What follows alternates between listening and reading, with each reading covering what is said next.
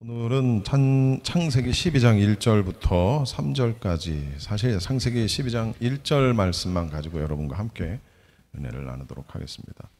오늘 본문에 등장하는 인물은 여러분 너무나 잘 아시다시피 아브라함이죠. 그리고 오늘 이 본문에 나오는 이 12장 이때 이 설화를 기점으로 창세기의 방향이 바뀝니다.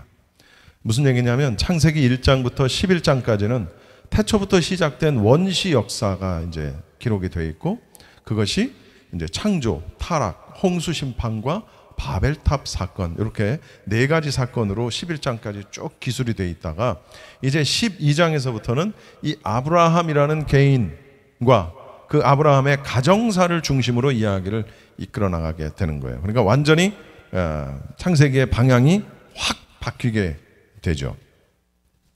여러분 알다시피 아브라함이 믿음의 조상이다라는 말은 곧 아브라함 이후에 그의 믿음의 후손들은 아브라함의 신앙을 따르는 자들이다. 우리가 다 믿음이 있다라고 얘기하잖아요. 믿는 자잖아요. 그러면 믿음의 조상, 우리가 믿는 믿음의 가장 위에 꼭대기 정점에 있는 사람, 그 아브라함의 믿음을 우리가 따라가야 한다라는 그런 얘기입니다. 할렐루야. 그러면 아브라함의 믿음은 어떤 것이었는지를 우리가 알아야 되겠죠. 오늘은 특별히 어떤 말씀을 여러분과 함께 나누길 원하냐면 그 아브라함의 믿음의 시작이 과연 무엇이었느냐라는 거예요. 시작이.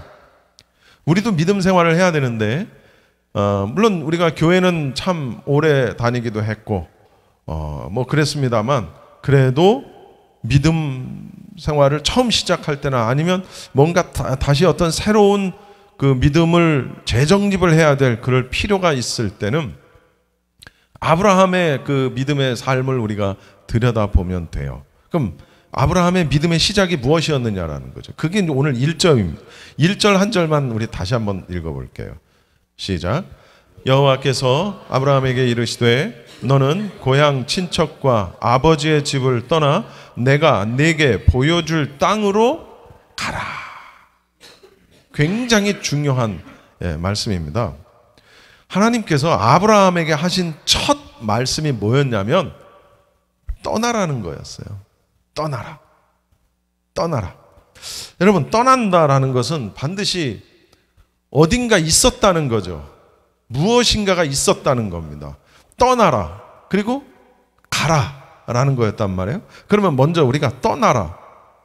믿음의 조상이라고 불렸던 아브라함의 믿음의 첫 시작은 떠나는 거였어요. 떠나는 거에서부터 시작한다는 거죠. 그럼 어디로부터, 무엇으로부터 이 아브라함은 떠나야 됐었느냐? 두 가지만 여러분과 함께 짧게 말씀을 좀 나눠보도록 하겠습니다. 어디서부터 떠나야 되냐면은 첫 번째는 따라합시다. 불경건한 익숙함. 불경건한, 다시 말하면 경건하지 않은 익숙함에서 떠나라는 거예요. 경건하지 않은 익숙함에서 떠나라는 거예요. 이게 첫 번째였어요. 불경건한 익숙함에서 떠나라. 자, 아브라함은 원래 여러분 잘 아시다시피 갈대아 우르라는 곳에서 살았죠. 이 갈대아 우르는 어디냐면 유브라데 강하고 티그리스 강이 이렇게 흐르고 있는 그런 곳에 있어요. 소아시아 지역에서 아주 비옥한 그런 땅이었어요. 아주 살기 좋은 그런 곳에 살았단 말이에요. 그래서 이곳은 아브라함에게 있어서 뭐였어요? 그가 나고 자란 곧 어디? 고향이었어요. 고향이었단 말이에요. 고향이었어요. 고향. 여러분 고향이라는 개념이 뭘까요? 아주 익숙하고 편한 곳이 고향이잖아요. 고향 그러면 큰 눈물부터 나고 우리는 얼마든지 갈 수 있으니까 그렇습니다만은 저 이북 땅이 고향이신 분들은 늘 고향을 그리면서 눈물 흘리고 사모하고 그러잖아요. 고향에 죽기 전에 한번 가봤으면. 여러분 고향이라는 건 굉장히 익숙하고 편한 곳이죠. 그런데 하나님은 아브라함에게 그 고향 갈대아 우르를 떠나라라고 명령하세요. 무려 75년이나 산 그런 곳인데 가능하겠어요? 쉽지 않아요. 여러분, 75년 고향이 문제가 아니에요. 우리는 하다못해 운전을 하며 다니는 길도 늘 다니던 길로만 다녀요. 왜? 새로운 거에 대한 낯섦이 있어. 물론 성격적으로 그런 걸 좋아하고 도전하고 모험하는 걸 좋아하는 분들도 계시지만 저 같은 경우는 그냥 늘 하던 대로 해야 되는 스타일이야. 대부분 뭔가를 도전하고 모험하고 새로운 걸 막 이런 성격을 가지신 분들이 많지가 않죠. 어떤 낯선 거에 대한 두려움이 있어요. 새로운 사람을 만나는 것도 새로운 일을 시작하는 것도 편하지가 않은 그런 사람들이 있단 말이에요. 근데 고향을 떠나래요. 아브라함에게. 아브라함이 믿음의 조상이 되기 위해서는 반드시 이 고향이라는 익숙함에서부터 그는 떠나야만 했다라는 거죠. 여호수아서에 보면 여호수아가 이스라엘 백성들을 앞에 두고 마지막 고별 설교를 할 때 아브라함의 아버지 데라에 대한 이야기를 합니다. 여호수아서 24장 2절에 보면 제가 읽어드릴게요. 여호수아가 이제 모든 백성에게 말합니다. 여호와의 말씀에 옛날 옛적에 너희 조상들 하면서 뭐라고 얘기하냐면 아브라함의 아비 나홀의 아비 데라가 강 저편에 거하여 다른 신들을 섬겼다. 이게 나와요. 그러니까 무슨 얘기예요? 아브라함의 아버지 데라는 우상을 숭배하던 자였다라는 그런 얘기입니다. 우상을. 그래서 이 아버지가 우상을 섬기던 자니까 아들은 그냥 영향을 미칠 수밖에 없었을 거 아니에요. 아버지인데 뭐 어떡하겠어요. 아브라함에게 미쳤을 거예요. 그래서 하나님이 아브라함을 강 저쪽에서부터 이끌어내셨다라는 거예요. 그래서 아브라함에게 있어서 고향은 뭐였어요? 하나님 보시기에 우상의 자리였던 거예요. 우상 숭배의 자리였던 거예요. 거기서 아브라함을 믿음의 조상으로 만들기 위해서는 그 우상 덩어리들이 모여 있는 곳에서부터 그를 끄집어내야 되는 거예요. 여러분, 이게 구별된 자들이라는 뜻입니다. 거기서부터 끌어내는 것. 교회의 뜻이 뭐라고요? 건물이라고요? 아니요. 교회의 뜻은 구별된 자들의 모임. 이렇게 어떤 특정 집단으로부터 구별해서 내서 따로 모인 그걸 교회라고 한다고 제가 그랬잖아요. 아브라함이 믿음의 조상이 되기 위해서는 온갖 우상이 난무했던 고향, 그 아주 불경건한 그러나 고향이기 때문에 너무나도 익숙했던 우르에서부터 나와야 돼. 근데 스스로 나올 수 있나요? 못 나와요. 그러니까 하나님이 아브라함에게 명령을 하시는 거죠. 이끌어내셨다. 갈대아 우르는 달을 있죠. 달 신을 숭배하는 그런 아주 큰 사원을 지닌 우상 숭배의 도시였습니다. 그래서 하나님께서는 이 그런 우상 숭배의 땅에서 빼내셨고 아브라함의 믿음의 시작은 이렇게 불경건한 장소에서부터 떠나면서 시작이 된 거예요. 그럼 우리는 이제 생각해 봐야 돼요. 우리는 뭐 어차피 이미 고향은 다 떠났고 고향이 어찌됐든지 간에 고향은 다 떠났는데 여러분이 지금 지내고 있는 곳에서 그건 여러분 각자의 몫입니다. 여러분이 생각했을 때 내가 불경건한 장소에 있거나 불경건한 어떠한 곳에 내가 있거나 그러나 너무 익숙해서 내가 별로 그렇게 불편함을 느끼지 못하고 지극히 당연하게 여겨지는 그 어떤 것에서 있나 내가 내 자신을 여러분 스스로가 한번 생각해 봐야 된다는 거죠. 이 말씀에서 그 힌트를 얻어야 되는 거예요. 불경건한 익숙함. 아브라함은 고향 우상이었지만 우린 또 다른 거일 수 있어요. 경건하지 않은 우리에겐 아주 익숙한 그 무엇으로부터 우리는 벗어나는 데서부터 떠나는 데서부터 우리의 믿음은 시작된다는 거예요. 여러분, 믿음의 시작이 갑자기 방언을 하는 게 시작이 아니에요. 막 투시의 능력이 있고 뭐 예언하는 능력이 있고 죽은 병든 자를 아니에요. 믿음의 시작은 갑자기 막 하늘이 열리면서 뭐가 보이고 그런 것에서부터 시작을 하는 게 아니에요. 그거는 일종의 어떤 현상적인 건 될 수 있겠지. 그러나 믿음의 시작은 우리가 경건하지 못한 모든 것으로부터 떠나는 거에서부터 우리의 믿음은 시작된다는 거예요. 그 다음 두 번째 뭐였냐면은 따라합시다. 불경건한 관계. 불경건한 관계. 아브라함은 믿음이라는 건 새로운 관계의 시작이죠. 그죠? 하나님과의 새로운 관계, 또 믿음의 가족들과의 새로운 관계의 시작입니다. 그런데 이렇게 새로운 믿음의 관계를 위해서는 청산해야 할 관계도 있다라는 거예요. 아브라함은 그게 누구였어요? 그렇지. 아버지, 친척이었어요.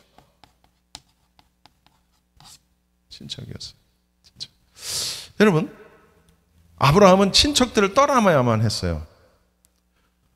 자기 고향 그리고 믿음이 없는 친척들을 떠나서 하나님 말씀에 부르심에 순종을 했던 겁니다. 아브라함은. 그럼 이 친척들이 뭐가 문제냐? 아니 물론 뭐 우상 숭배의 도시에서 살았으니까 안 봐도 뻔하지만 사실 아브라함과 그의 친척들은 다 누구의 후손이냐면 우리가 잘 아는 대로 노아의 후손입니다. 노아. 여러분 노아의 후손들 얘기, 특별히 셈의 후손들의 이야기. 무엇으로 이 사람들의 행위가 보여지냐면 여러분 잘 아시는 바벨탑 사건, 여러분 잘 아시죠? 바벨탑 사건. 노아의 후손들, 아브라함의 친척들, 바벨탑을 쌓았던 자들 다 세임. 그들의 죄악상을 우리가 알아야 된다는 거죠. 바벨탑을 건축했던 사람들은 자기 재능과 재간을 믿었고 하나님의 권위에 도전했던 사람들입니다. 하늘 끝까지 닿기를 원했던 자들이 바벨탑을 만들었던 사람들이었어요. 그리고 두 번째로 그 바벨탑을 세움으로 인해서 자신들의 이름을 내려고 했어요. 오늘날까지 물론 무명이지만. 그리고 아브라함은 하나님이 가라, 하나님이 인도하시는 곳이라면 어디든 가려고 했지만은 바벨탑을 건축한 건축자들은 자신들이 익숙해진 곳에 모여 있기를 원했어요. 바벨탑을 만든 이유가 여러 가지가 있지만 그 중에 하나가 흩어짐을 면하자. 바벨탑을 중심으로 흩어짐을 면하자. 그러나 하나님의 뜻은 그게 아니었어요. 창세기에 인간을 창조하신 이후 하나님께서 우리에게 주신 명령이 뭐예요? 땅에 충만하라, 번성하라, 여기 모여서 살아라가 아니라 온 지면에 충만하고 번성하라. 그것이 하나님께서 우리 인간에게 주신 문화 명령, 사명이었단 말이에요. 근데 바벨탑을 지었던 건축자들과 그 일당들은 뭐였어요? 바벨탑을 중심으로 흩어지지 말고 모이자. 하나님의 목적을 저버렸던 사람들이 바로 이 바벨탑의 건축자들이에요. 그들이 바로 아브라함의 친척들이란 말이에요. 친척들. 그런데 하나님은 아브라함을 최초의 실업자가 아니라 실업가로 만들어 주셨는데요. 새로운 땅에서 아브라함은 늘 노력을 통해서 움직이도록 하셨어요. 물론 가나안 땅으로 가게 하셨는데 거기서도 아브라함은 결코 어떤 고정된 장소에 정착하지 않았어요. 그래서 그런지 아브라함은 자기 스스로를 뭐라고 얘기했냐면 따라합시다. 나그네. 자기를 나그네라고 얘기했어요. 여러분, 나그네라는 게 이 아브라함의 경우에 나그네라는 게 이리 갔다 저리 갔다 하는 거잖아요. 그건 무슨 의미냐면, 예? 뭐라고요? 왔다리 갔다리. 김보경 집사님, 왔다리 갔다리. 아직은 나그네야. 아직은 이제 우리 여기 와서 정착을 하셔야 되는데, 근데 그 정착이 아니고, 자우지가. 이런 생활 방식은 본질적으로 하나님 중심적인 거라는 걸 우리가 알아야 돼요. 무슨 얘기냐면 하나님이 가라 하시면 가고 서라 하시면 멈추고 주님 말씀하시면 내가 나아가리라 주님 뜻이 아니면 내가 멈춰서리라. 이게 우리의 고백이고 이게 바로 나그네의 믿음, 아브라함의 믿음이었다라는 거죠. 그러니까 아브라함은 더욱더 하나님의 말씀과 하나님의 인도에 의존할 수밖에 없었던 거죠. 이게 떠나는 거예요. 떠나는 거예요. 익숙한 것에서부터 떠나라. 경건하지 못한 익숙한 것, 고향, 우상, 불경건한 관계, 아버지, 친척. 여러분, 아버지 친척만이 아니라 우리 친구도 있고, 그죠? 동료들도 있고, 가깝게 뭐 지내는 동료들도 있고. 저도 뭐 한국에 가면 친구들 많아요. 맨날 친구들하고 술 먹고 다니고 그랬어요. 제가 혼자 술 먹고 다녔을 것 같아요? 저 술 못해요. 제가 가장 많이 먹어본 술의 양이 소주 한 병이야. 그것도 딱 한 번. 제 양은 소주 석 잔입니다. 저는 소주 한두 잔만 들어가면 온 세상 술은 다 먹은 것처럼 빨개지고 아주 막 고통스럽고 못 견디는 스타일이에요. 그러니까 그냥 이 속에 있는 걸 다 괴내야지 견디지 그렇지 않으면 막 너무 몸이 괴로워가지고 난 이 술 좋아하는 분들 참 솔직히 이해가 좀 안 돼. 나는 너무 괴로워. 근데 제가 그렇게 술집을 많이 다녔어. 왜? 친구들이 다 거기 있으니까. 거기 같이 가야 친구들하고 내가 어울리니까. 내가 술은 안 좋아하지만 걔네들이 있는 곳에 가서 같이 어울려 줘야 친구 같이 가잖아. 그러니까 난 맨날 내가 하는 일은 그거였어요. 운전해 주는 거. 술 취한 놈들 업어다가 재우는 거. 맨날 그 짓거리 했어요. 근데 그 친구들이 그러니까 그렇게 나도 되는 거야. 그렇게 나도 되는 거야. 제 신학교에서 만난 동기들 기도회 모임 할 때 그 동기들은 안 그렇죠. 그들은 모이면 기도하고. 이번에도 제가 한국 갔을 때 작년 10월에 한국 갔잖아요. 그때 사방팔방에서 모였어. 그래가지고 막 잡담하고 막 하하호호 웃다가 딱 시간 되니까 또 목사들이라고 자 모입시다. 그러더니 가서 찬송하고 기도하고 막 기도 제목 나누면서 서로 막 1시간씩 기도하고 그거를 했다니까. 이게 우리 친구들하고 모이면 절대 안 하는 짓인데 이게 목사 친구들을 만나니까 그렇게 하게 되는 거예요. 누구를 만나느냐가 굉장히 중요합니다. 친구든 동료든 사업가든 뭐 친척이든 뭐든 누구를 만나느냐 내가. 물론 내가 다른 누구에겐가 어떤 영향력을 미치는가도 중요하죠. 좋은 영향력, 선한 영향력을 내가 다른 사람에게 미쳐야 되지만 또한 내가 다른 사람들로부터 그런 선한 영향력을 받지 못하면 안 된다는 거예요. 그래서 우리는 물론 우리는 그렇다고 해서 뭐 그런 친구를 다 끊어야 되느냐, 뭐 그런 사람들을 다 끊어야 되느냐, 그건 여러분들 선택의 몫이고, 다만 이거는 확실하죠. 그런 모든 사람들을 다 어떻게 해야 돼요? 전도해야 할 사명이 우리에게 있어요. 그런 사람들을 데려다가 앉혀놓고 하나님의 복음을, 예수님의 복음의 말씀을 들을 수 있도록 하는 그런 역할을 우리가 해야 된다는 거죠. 떠나는 거, 그리고 가라 하는 거. 근데 가라 했는데 목적지를 말씀을 안 해주셨어요. 내가 네게 보여줄 땅으로 가라. 히브리서에 보면 이런 말씀이 있어요. 아브라함이 갈 바를 알지 못하고 갔다라는 말씀이 있어요. 여러분, 갈 바를 알지 못하고 갔다. 이게 무슨 의미냐면 하나님은 경험이 많은 아브라함을 부르신 게 아니라는 거예요. 아브라함의 경험은 부르심을 받은 그때부터, 그 후부터 시작됐다라는 거죠. 여러분 생각해 봅시다. 터널이 있는데 그 터널의 끝이 어딘지를 몰라. 야, 이 터널이 끝나긴 할까? 터널의 끝이 어딜까? 갈 수 있을까요? 쉽지 않아요. 마라톤을 시작을 하고 뛰기를 시작을 했는데 이게 결승선이 어디 있는지를 모르네. 이게 몇 시간을 가야 결승선이 나오는지 며칠을 가야 결승선이 나오는지 알려주지를 않아. 42.195가 아니라 알려주지를 않아.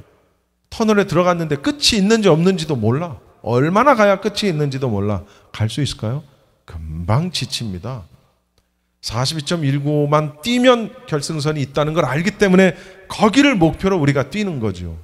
터널은 들어가면 반드시 조금만 지나면 끝이 있다는 걸 우리는 알기 때문에, 그렇기 때문에 우리가 운전하고 들어가는 거예요. 여러분, 어디로 가야 할지, 얼마나 가야 할지 모르고 무조건 길을 나서야 되는 건, 그건 어쩌면 생명을 건 도박과도 같은 거예요. 그래서 아브라함의 그 믿음을 우리는 다른 말로 뭐라고 얘기하냐면, 따라합시다. 순종. 왜 그런 거 있죠? 믿음이라 쓰고 순종이라 읽는다. 여러분, 믿음은 능력 행함, 믿음은 방언, 이렇게 말하지 않아요. 믿음은 순종이다. 왜?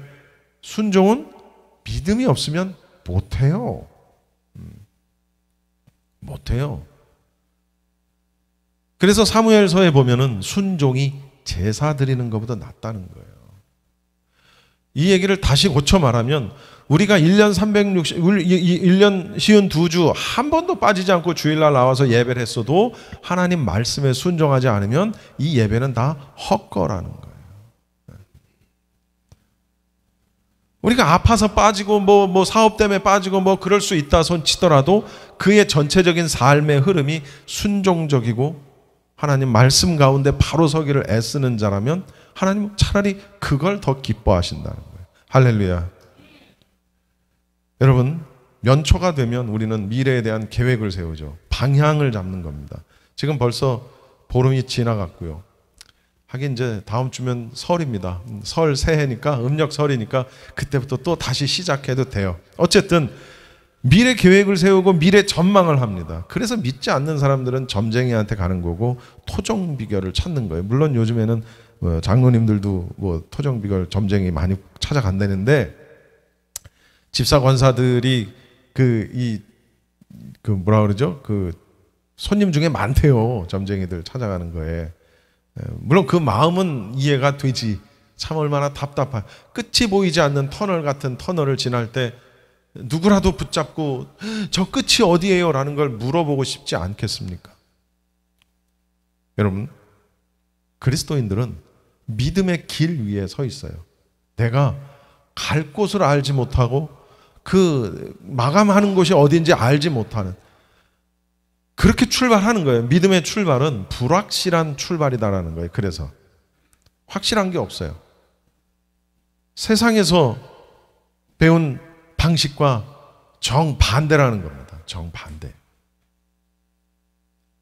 대체로 세상에서 무엇인가를 시작하려고 하면 뭔가를 다 따져보고 확인하고 점검하고 출발을 하죠. 그러나 믿음의 출발은 그렇지 않다라는 거예요. 불확실한 것에 대해서 어떻게 반응하느냐에 따라 달려있다라는 거죠. 만약에 우리가 어떤 확신한 것만 원한다면 우리는 믿음의 길을 떠날 수 있다 없다? 없다는 거예요. 없다. 예측할 수 없는 삶을 선택하는 게 믿음이라는 거예요. 여러분, 75이나 되는 노인이, 75살이나 되는 노인이 부자예요. 집도 있고 땅도 있고 가솔들도 있고, 그런 사람이 모든 식소를 다 이끌고 고향을 떠나요. 근데 그 고향이 떠나는 게 어딘지도 몰라요.